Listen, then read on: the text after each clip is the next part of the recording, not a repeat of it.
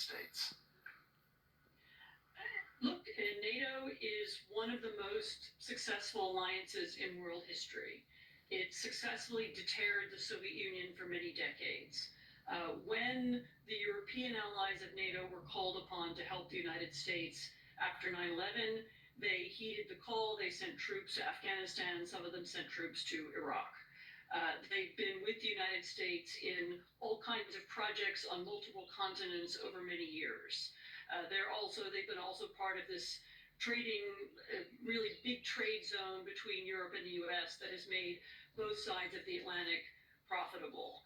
And all I can say is that we, for the first time in post Second World War history, we have a president who doesn't define himself as the leader of the world's democracies, doesn't identify democracy as a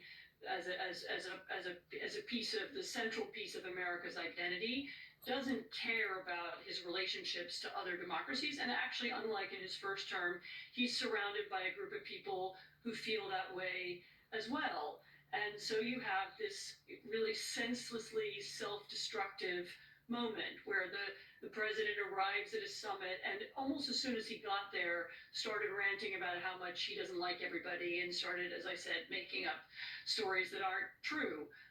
And what you're seeing, as Ed correctly said, behind the scenes is people beginning to hedge. What do we do next? Who should the EU sign a trading agreement with next? India, Mexico, Indonesia.